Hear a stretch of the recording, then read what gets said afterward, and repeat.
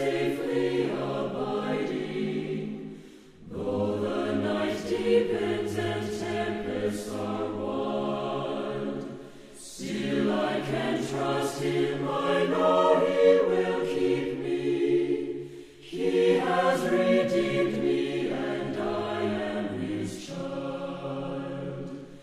Under his wings, who from his love can sever? Under his wings my soul shall abide, safely abide forever.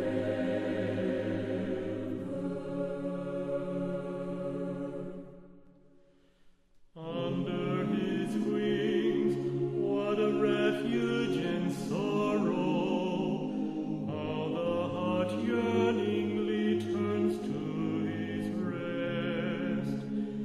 Often when earth has no balm for my healing, there I find comfort, and there I am blessed.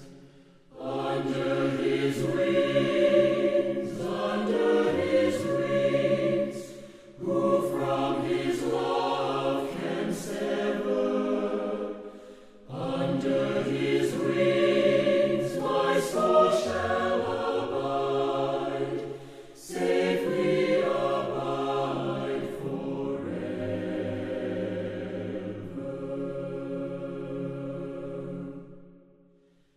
Under his wings, oh what precious enjoyment! There will I hide till life's trials are o'er. Sheltered, protected, no evil can harm me. Resting in Jesus, I'm safe evermore. Under his wings, who from his love can sever? Under his wings my soul shall abide, safely abide forever.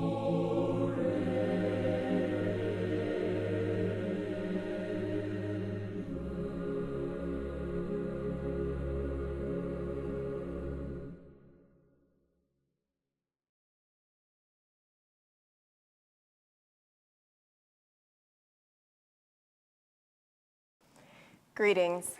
Thank you so much for tuning in today. I am Keri Smith, Senior Director of Enrichment Services and Strategic Initiatives here at Messiah Village. The theme I'm going to speak about today is Sabbath as well-being, using Deuteronomy 5:12 through 15. I am going to read that passage now from the NIV Bible. Observe the Sabbath day by keeping it holy, as the Lord your God has commanded you. 6 days you shall labor and do all your work, but the seventh day is a Sabbath to the Lord your God. On it you shall not do any work, neither you, nor your son or daughter, nor your manservant or maidservant, nor your ox, your donkey, or any of your animals, nor the alien within your gates, so that your manservant and maidservant may rest as you do. Remember that you were slaves in Egypt, and that the Lord your God brought you out of there with a mighty hand and outstretched arm. Therefore the Lord your God has commanded you to observe the Sabbath day. I chose today's topic because it immediately reminded me of the book Sabbath, Finding Rest, Renewal, and Delight in Our Busy Lives. I read this book several years ago, and it had a profound impact on me. It holds messages that apply to each of us in today's busy world. I want to share the following with you. The author opens up this book by sharing, in the relentless busyness of modern life, we have lost the rhythm between work and rest. We have lost this essential rhythm. Our culture invariably supposes that action and accomplishment are better than rest. that doing something, anything, is better than doing nothing. Because of our desire to succeed, to meet these ever-growing expectations, we do not rest. Because we do not rest, we lose our way. We miss the compass points that would show us where to go. We bypass the nourishment that would give us succor. We miss the quiet that would give us wisdom. We miss the joy and love born of effortless delight. Poisoned by this hypnotic belief that good things come only through unceasing determination and tireless effort, we can never truly rest. And for want of rest, our lives are in danger. The author goes on to share that if we do not allow for a rhythm of rest in our overly busy lives, illness becomes our Sabbath. Our pneumonia, our cancer, our heart attack, our accidents create Sabbath for us. In my relationships with people suffering with cancer, AIDS, and other life-threatening illness, I'm always struck by the mixture of sadness and relief they experience when illness interrupts their overly busy lives. While each shares their particular fears and sorrows, almost everyone confesses some secret gratefulness. Finally, they say, "At last I can rest." Jesus provided us a great example of how important Sabbath and rest are for our souls. Jesus did not wait until everyone had been properly cared for, until all who sought him were healed. He did not ask permission to go, nor did he leave anyone behind or on call, or even let his disciples know where he was going. Jesus obeyed a deeper rhythm. When the moment for rest had come, the time for healing was over. He would simply stop, retire to a quiet place, and pray.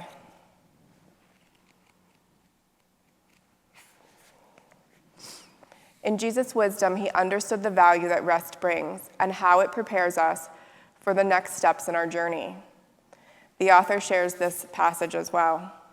Sabbath honors the quality of not knowing, an open receptivity of mind, essential for allowing things to speak to us from where they are.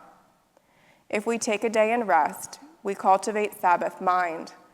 We let go of knowing what will happen next and find the courage to wait for the teaching that has not yet emerged.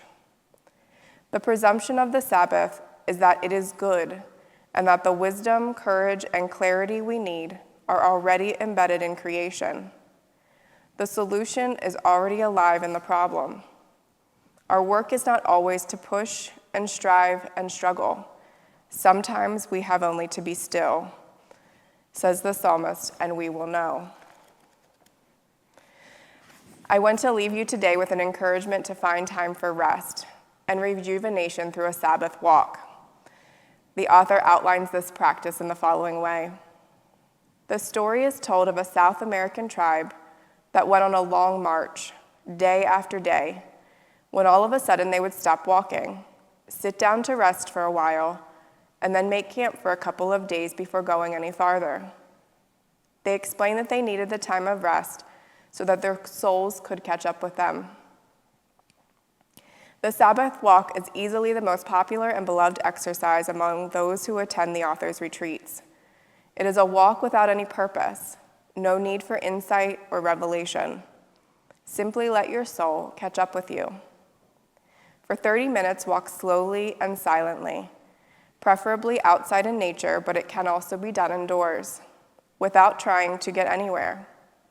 It is more of an amble, a stroll. Let your senses guide your walk.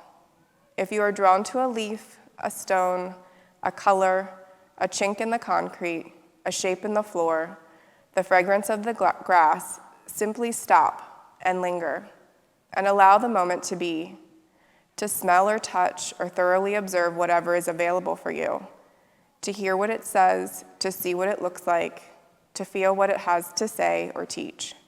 Do not hurry. There is no place to go. Take all the time you need to hear its secrets. Then, when it is time, when the rhythm of being there gives way to the rhythm of moving along, when it is time to begin again, simply move on. Follow your own timing and curiosity. When you're called to stop, stop and investigate. When you are called to begin again, move on. That is all.